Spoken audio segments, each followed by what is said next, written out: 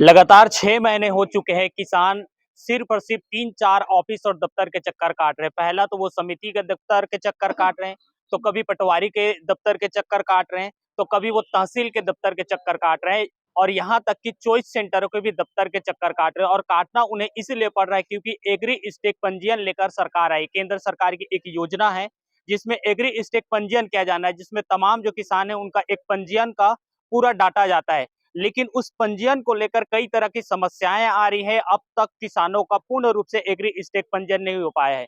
बताया जा रहा है कि जो टेक्निकली फॉल्ट की वजह से कई किसानों के नाम नहीं है।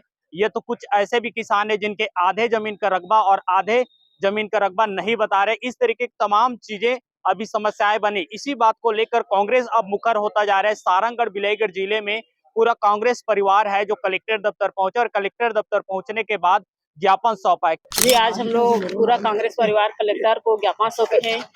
स्टेज से आज बहुत समस्या हो रहे हैं। वहाँ पर किसान इतना मजबूर है कि वहाँ लाइन लगाना पड़ रहा है, और सब देख रहे हैं जा रहे हैं। इतना मुश्किल में तो किसान लोग धान उगाते हैं इतना मेहनत से। और ये भाजपा सरकार जब से बने हैं तब से चाहे किसान का बात नहीं सुन रहे हैं, ना गरीब का बात नहीं सुन रहे हैं। और अभी किसान लोग इतना परेशान है। किसानों के बीच में पंजीयन तो बहुत समस्या है, देख रहे हैं आप। नाम का उड़ जा रहे हैं, एग्री रजिस्टर हो रहे हैं, वो भी वो हो जा रहे हैं। तो इतना समस्या हो रहे हैं, तो सब जान रहे हैं, देख रहे हैं। ओकर सिस्टम पूरा एग्री स्टेक में पंजीयन का कार्यवाही चल रहा है शासन का, उसमें किसानों को बहुत दिक्कत हो रहा है। न समय पर पटवारी मिल पा रहा है, न समिति प्रबंधक सोसाइटी में कर पा रहे हैं। तो वो सब करने के बाद तहसीलदार के पास जा रहे हैं। एक बार पंजीयन हो गया, दूसरे दिन तीसरे दिन पता चल रहा है कि उसमें के 3 खसरा नंबर फिर गायब हो गया। फिर किसान जाके परेशान कर रहे, तो किसान अपना न तो वो ऑनलाइन उसको पोर्टल चला पाता, न समझ पाता है। अब ऐसी जब व्यवस्था सरकार की बनी रहेगी तो बहुत से किसान धान बेचने से वंचित रह जाएंगे। तो वो केंद्र सरकार और छत्तीसगढ़ सरकार से है। बात यह है कि आज तक कई वर्षों से एकीकृत पोर्टल, जिसको हम लोग हमारा भुइयां सॉफ्टवेयर चलाता है, उससे धान खरीदी होती आ रही है। लेकिन आज ही जरूरत क्यों पड़ी, इसी वर्ष क्यों जरूरत पड़ी कि हमको एग्री स्टेक केंद्र सरकार को लागू करना पड़ा।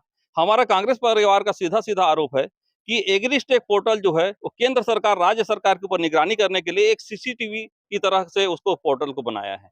क्योंकि यह हमारा सीधा आरोप है कि धान खरीदी में जो घोटाला हो रहा है उसमें केंद्र सरकार राज्य सरकार को अपना गिरफ्त में लेना चाहती है। इसके लिए जब फरवरी से लागू किया गया है तो उसमें ना राज्य सरकार का कोई कर्मचारी है, ना पटवारी है, ना कोई नहीं है। केंद्र सरकार प्राइवेट के ठेके के कर्मचारियों से एग्री स्टेक पोर्टल कराई है। एग्री स्टेक पोर्टल प्राइवेट से कराई, ठीक बात है, कोई बात नहीं उसमें, हमको किसानों को कोई परेशानी है, कोई बात नहीं है। लेकिन परेशानी ये है कि किसान का न नाम वहां सही दिख रहा है, न भूमि स्वामी दिख रहा है, न उसका रकबा सही दिख रहा है। फिर एकीकृत पोर्टल से वो मैच नहीं हो रहा है। समिति प्रबंधक ये बोल रहा है कि हमको जो खरीदी करना है उसमें एकीकृत पोर्टल और एग्री स्टेक दोनों मिलना चाहिए, और दोनों किसी की किसान का मैच नहीं हो पा रहा है। शासन फरवरी से कर रही है, आज बोल रही है, अभी हम लोग कलेक्टर साहब को ज्ञापन दिए हैं, तो आज वह बोल रही है कि हम एक महीना के लिए समय बढ़ा दिए।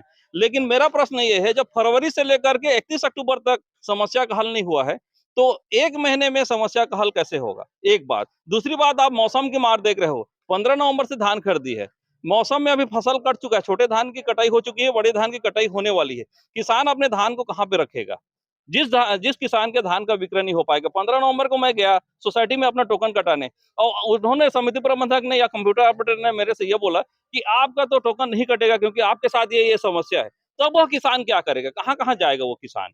आज भी किसान भटक रहा है, वो सीएससी सेंटर जा रहा है, कभी सोसाइटी जा रहा है। तो वो किसान अपना फसल की कटाई करेगा, अपने घर की देखभाल करेगा, कि वो दफ्तरों की चक्कर काटेगा? ये बहुत बड़ी समस्या आज किसानों के साथ है। उसी का विरोध प्रकट करने के लिए पूरा कांग्रेस परिवार आज हम कलेक्टर ऑफिस आए हैं। आप बताएंगे कि तो धान खरीदी 15 तारीख से स्टार्ट हो जाएगा, तो उस बीच उन किसानों का कैसा होगा? मेरा कहना यह है कि जो पुराना जो सिस्टम चल रहा था, पिछले वर्ष जो खरीदी हुई है, उसी के आधार पर पुनः सभी किसानों का खरीदी किया जाए।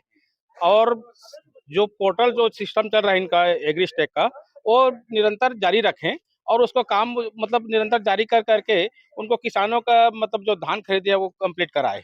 इससे किसानों की जो क्षतिपूर्ति है, जो परेशानी है, आप देखिए आज जा कर के कि इतना माहो, इतना कीटनाशक लगा हुआ है, किसान अभी भी दवाई का छिड़काव कर रहे हैं।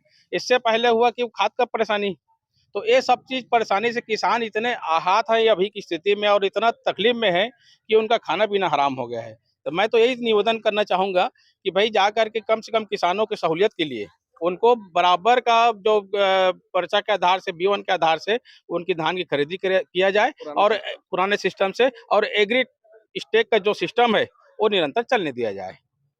देख सकते हैं, अभी आपने सुना है कांग्रेस के जो उनके कार्यकर्ता हैं वो कलेक्टर दफ्तर पहुंचे थे और किसानों को जिस तरीके से समस्याएं हो रही तमाम चीजों को लेकर उन्होंने ज्ञापन दिया है और साफ तौर पे सरकार से यह मांग किया है कि जो एग्री स्टेक पंजीयन किया जा रहा है वो करवा सकते हैं, लेकिन जो किसान हैं उन सभी किसानों की धान की खरीदी कराना है तो जो पुराने पहले सिस्टम चल रहा था उसी सिस्टम पे खरीदी किया जाए। तो ये तमाम चीजों को लेकर अभी ज्ञापन सौंपा गया है।